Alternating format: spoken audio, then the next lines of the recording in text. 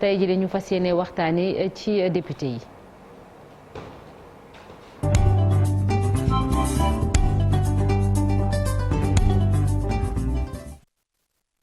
alors tey Marcel Farba Maroun daanaka ñett wala ñeent fan rek moom moo des ñu tànn député yi. nga bëgg a taxaw ci benn chiffre. c'est ça ci benn chiffre effectivement soxna Naata mu ni fukk ak juróom ñett pour en tout cas focaliser wu ci li nga xamante ne moom mooy région de Dakar ndax ci li nga xamante ne moom mooy xeex lu jëm ci wàllu élection législative région de Dakar moom mooy nar a présenter une nouvelle fois li nga xamante ne moom mooy enjeu capital muy di le plus grand fournisseur de députés ci biir scrutin. ci scrutin majoritaire départemental muy nar a fournir donc fukk ak juróom-ñetti sièges u député ci prochaine législature bu assemblée nationale bi ñu dëgmal département de Dakar moom juróom-ñaari député la am département bu Pikine juróomi député waa Guédiawaye 2 députés département bu Rufisque 2 députés également sans oublier Keur Massar c'est le même nombre avec 2 bu ñu comparé rek ak li nga xamante ne moom mooy 13e législature bi eh bien région de Dakar di gagner un député de plus ndaxte yàggul dara 2017 bi 17 justement députés le représenté woon ñu gis ne nag département Pikine moom moo daal di perte benn député au profit du nouveau département donc de Keur Massar bi nga xamante ne yàggul bañ ko ci boole soxna Naata. ginnaaw Dakar am na beneen région bu am solo bu ñu war a bàyyi xel itam. c'est ça région bu am solo même si nekkul fii ci Sénégal muy justement la diaspora bi nga xamante ne day représenter la deuxième plus grande région pourvoyeuse de sièges de députés ca future assemblée nationale ba ndaxte 15 députés la ñuy nar a tànn.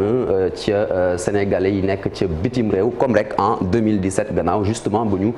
indee loi bu bees boobu noonu donc en Afrique on aura 7 députés en Europe 6 députés donc en France 2 en Italie 2 Amérique ak Océanie benn Asie ak Moyen-Orient tamit ñu toll ci benn député soxna Naata. ñu taxaw ci région bu Thiès Marcel. région bu Thiès région sama région la région de Thiès voilà région ñu bëri donc région de Thiès nekk la grande gagnante bi nga xamante ne moom mooy décret 2022-1051 bu 3 mai 2022 bi nga xamante ne daal dañu rek porter répartition siège député yi ci scrutin majoritaire départemental pour élection législative fanweeru fan ak benn ci weeru juillet bi ñu dëgmal donc de 6 sièges en 2017 Thiès se retrouve désormais avec 10 sièges 10 députés donc à élire dimanche concrètement département de Mbour ak Thiès yi nga xamante ne ñoom dañoo yàgg rek gis na ne dañoo subir lu ñu tuddee injustice ci wàllu répartition des sièges yi ñoom nar a retrouver nombre de députés bi nga xamante ni seen population seen askan yi fay yeewoo da koy justifier largement avec ku ci nekk boo seetee Thiès ak Mbour ku ci nekk am na lu ëpp 800 000 habitants yi fa nekk loolu waral donc département de Thiès am lu toll ci 4 députés yu koy xaar et puis Mbour également le même chiffre avec 4 département Tivaouane moom ñaari députés donc on voit donc que c'est 4 sièges de gagner de plus donc bi nga xamante ne dafa daal di sensiblement augmenter li nga xamante ne moom mooy poids wu région de Thiès ci course à la majorité ci mbiru future assemblée nationale soxna Naata. Diourbel moom tam dañ koy faral di tudd Marcel. foofu naka la fa nar a demee. voilà Diourbel la région du Bawol tamit à ne pas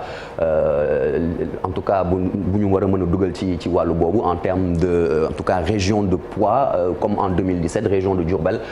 moom tamit di rek nekk ba léegi ci kaw ñi nga xamante ne moom mooy région yooyu noonu di fournir ay sièges ca assemblée nationale donc moom nag bu ñu xoolee ba xool bu baax a baax mooy que Touba Mbacké moom mooy forte démographie bi fa nekk moom moo waral Diourbel nar a am 9 députés yi muy nar a fal comme lors des précédentes élections législatives donc concrètement département Mbacké juróomi député Diourbel ak Bambey ku ci nekk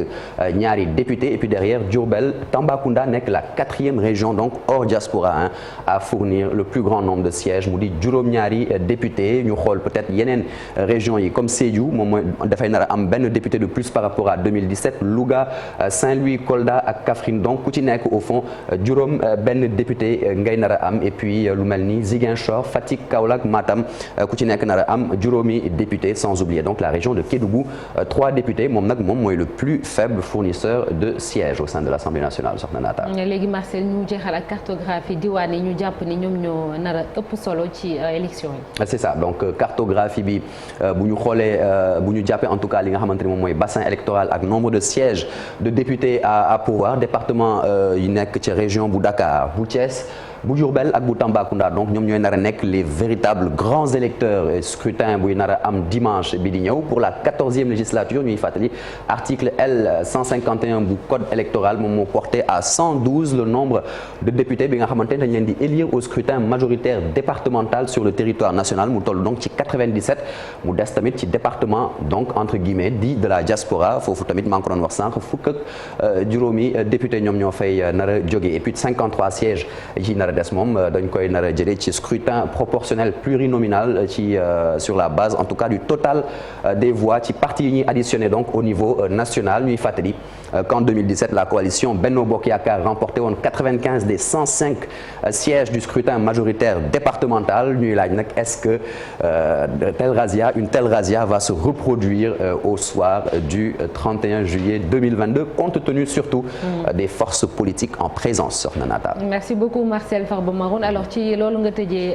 laay yëkkati may laaj dongaay comme disait voilà Chérif est-ce que la wonniwul jamono ji Chérif ak situation politique bi nu mu demee ni ko Marcel laajee. bien sûr loolu razzia boobu dina jafe trop ci parti au pouvoir parce que ni mu demee quand même il faut admettre que Yewwi Askan Wi par exemple bon ils ont leur mot à dire ci li nga xamante ni mooy élection bi même si bu fekkente ni seen leader yi bokkuñ ci parce que bu leen fàttali am na lu fi xew entre ces élections là mooy locales yi te boo xoolee certaines grandes villes comme la capitale boo xool opposition bi daanaka ñoom ñoo ci teg loxo Dakar rek boo xoolee la région c'est 18 députés yoo xamante ni ñi ngi ko fi nar a xëccoo la capitale par exemple say Yewwi Askan ñoo ko contrôlé nga jël Pikine par exemple Benno moo fa nekk mais foofu si gis na ni par exemple wala ñu ngi doon xëccoog ñoom li ngi boo jëlee Guédiawaye Rufisque aussi c'est Yewwi Askan ñoom ñoo fi nekkoon Thiès donc ñoom il parle de remontada mais quand même ce ne sera pas facile étant donné que voilà et puis leneen loo xam te nemmeeku nañ ko ci maanaam mooy solidarité bi nga xamante ne war nañ ko nemmeeku ci ñin investir on sentiroo contrairement ak par exemple l'adversaire bi nga xamante ni moo Yewwi Askan Wi moo tax sax Barthélémy Dias des fois il se permet même de quitter Ndakaaru di dem di ànd ak ñi nga xamante ni mooy comme si waaw loolu rek déjà bon muy beneen affaire boo xam ne donc j'espère que waa benn dinañ ci tirer enseignement. Alaaji Malick waaw mu am rek ñetti pôle yu nga xam ne moom mooy nekk enjeu réel bi mooy Dakar te Dakar dafay xaw a récalcitrant c'est la ville récalcitrante par excellence au pouvoir donc la bataille de Dakar sera très rude mais beneen aussi la diaspora dafay compter trop parce que ñoom aussi am nañu 15 députés boobu aussi dafay xaw a metti trop ci parti au pouvoir bi beneen bi nga xam ne moom lañu kii mooy la région de Diourbel aussi dafa nekk région bu nga xamante ni depuis quelque temps le parti au pouvoir dafay am jafe-jafe pour gagner fa donc razzia moom mënul am les forces en présence sont xaw na équilibré te buñ demee ba ci cëppaandaw ja yu mën na jug fuñ ko foogee dimanche soreetul incha allah fii rek ñetti fan merci beaucoup Alaaji Malick 7h40 jot na dañuy ñëw dem ca RFM